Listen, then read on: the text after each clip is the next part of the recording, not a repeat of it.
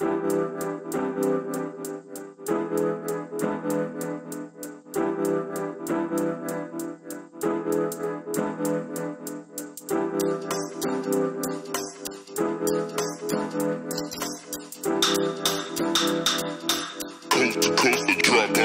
level.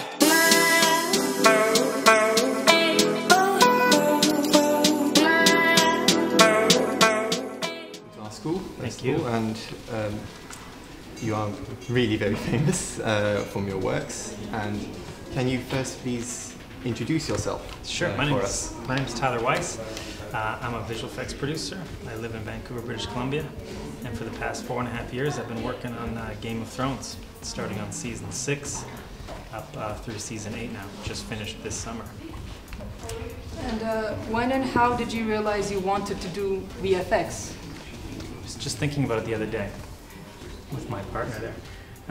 I grew up in a small town in Saskatchewan, which is maybe 2 hours north of the American border, right in the middle of Canada. So in the wintertime it goes maybe minus 45 degrees Celsius below zero. So there wasn't much else to do besides for me I like to watch movies and listen to music and things like that. It's when I saw Pulp Fiction by Quentin Tarantino, I thought I wanted to get involved in movies. I think that was 1990, maybe 91. Not really the path of a visual effects person. It's usually when they see Star Wars for the first time they wanted to do it. But something about Pulp Fiction made me want to get into movies. How long does one project take, or what's the creative process like? Well, speaking about Game of Thrones now, I mean, season 8 probably took us 2 years to complete just our portion of that work. There's about 400 shots of dragons and whatnot.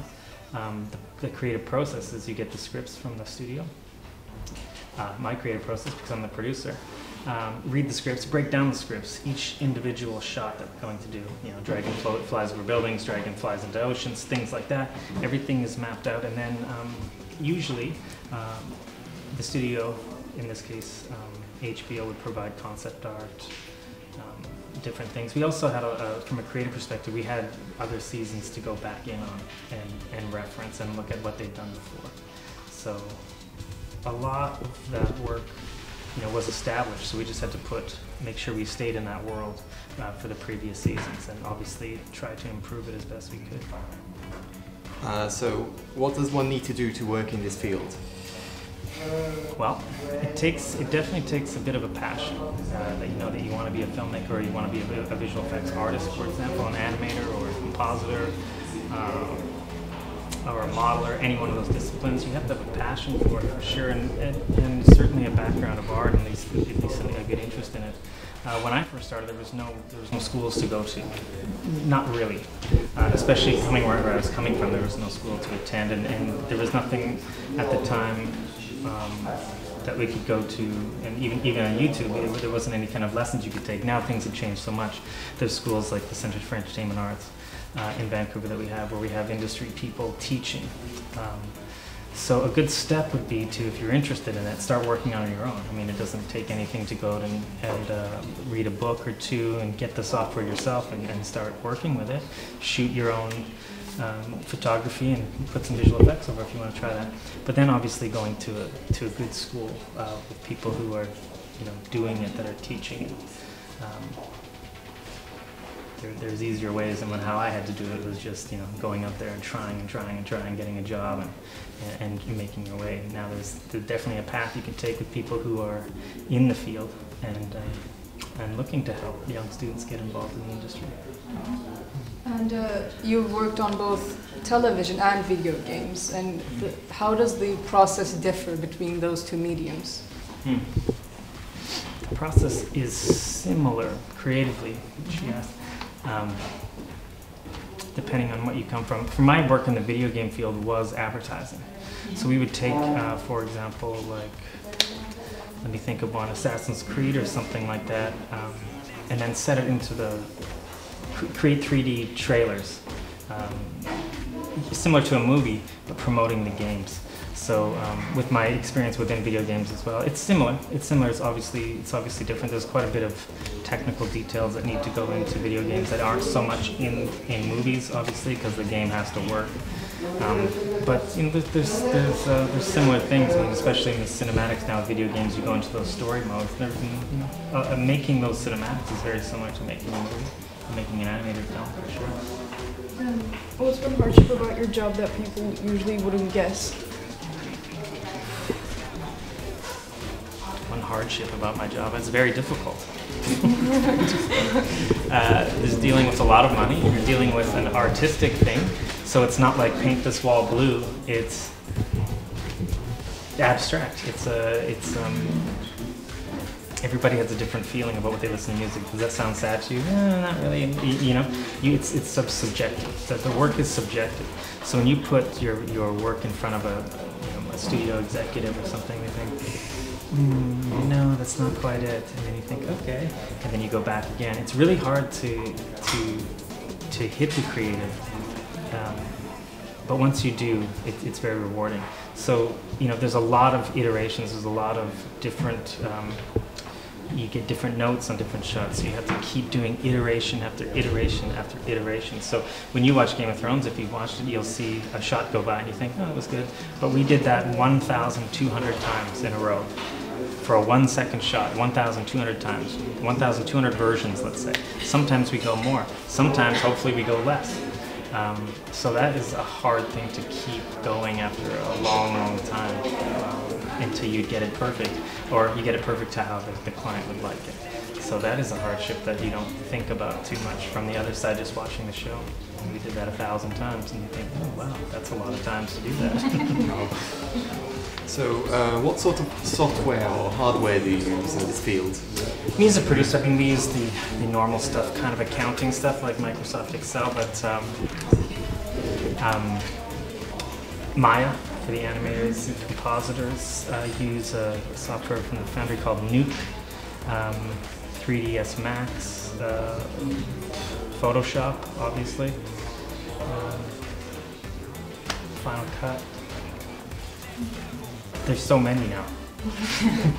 And honestly, there's a lot of plugins and tools that we use. There's one, I'm trying to think of what it's called. I think it's called Mudbox, where we had to use these different tools. You find out, it's like, hey, we're trying to do this effect. It's been done before, but no, then someone says, well, try this. This is a new thing that's out. Maybe that will help you get to where you want to go. So then we bring on a new software. And say it's only for 5-6 shots. We would use it, and it wasn't thought of before. So there's a lot of new software that's coming out, and I could maybe name off some more, but there's some that the artists were using that we're unaware of as well. To a certain extent, I was unaware of them. I mean, before we started using them in production. So that's why, again, going to a school that's keeping itself up to date and using all these different packages that are available. Something that was really difficult 10 years ago now is something we take for granted now because of softwares that have developed. And you gave the example of the dragons from Game of Thrones. How do you give a feeling of realism to such creatures that don't exist? We reference the natural world. So our references include mostly eagles and bats. We use a lot of bats. Watching them in slow motion photography. Watching, obviously don't exist, and obviously eagles aren't as big as a 747, so then we actually take a 747 and see how that glides through the air.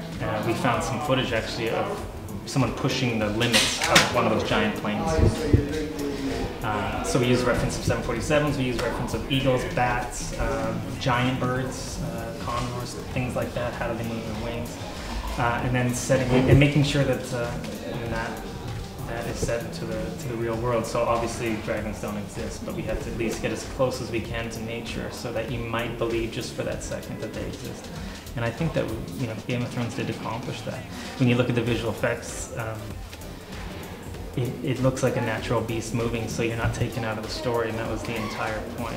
You're not taken out like, that doesn't look quite right. In your mind you think that, but I think Game of Thrones is a way you just kind of get lost in the story and sort of for that moment believe that the dragon is real. My daughter's 5, she thinks the dragon is real. Well, the next question was actually the references that you would be using for these creatures, but you kind of actually answered that too. So I'm going to go into, you mentioned, because it's so subjective, that it's sometimes hard to make everyone okay with what you're creating. And so how do you handle any kind of creative conflicts between your department and yourself? Our visual effects supervisor is Thomas Shalesny, and he and I we worked together, him and I. Oddly enough, there wasn't too much conflict, but we know our team is very close and tight and very open with each other. So I mean, that's one thing. We have to be open. We have to be open to criticize each other's work because we're on such a tight timeline. We all know that our feelings don't get hurt when we do it, but the things come up where it's like we're running against the time, and we're doing things over and over again, just trying to improve it. Someone's got an idea, and sometimes tempers do, when you live with somebody for a long time, you hang out with your friends for too long, you'll find you want to maybe have a fight with them occasionally.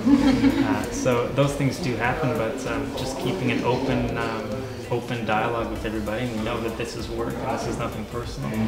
And openness, and knowing that everybody's in it for the right reasons, and mostly the reason is to finish it and make sure that's what the client wants. So, what is the favorite project you've worked on? Game of Thrones. Definitely. Of course. There's times when I thought it wasn't my favorite, but when it's all over, it's definitely a sense of accomplishment more than I've had on other projects. Just because of how difficult it is and how relatively short the timeline is for how much work you have to do. And now I'm in Turkey talking about it. So everybody in the world sort of seems to know about it, which is a lot different than any other project that I've worked on. So, I've known about the endings since a year and some before, like 2 years before everybody else knew about it. So it's hard to keep a secret. It's not really hard to keep a secret, but I know about it. And I think I thought about it so much, and seeing how much I was on the media and how much these actors are being interviewed and being asked all this stuff, and I think like, yeah, I know all that stuff. In the end, nobody wanted to know. Don't tell me. So it wasn't hard to keep a secret. Plus, I'd probably go to jail if I did. Thank you for being in this interview and answering our questions. Thank you again for coming to our school. Thank you, beautiful school. And welcome again. Thank you, it was amazing.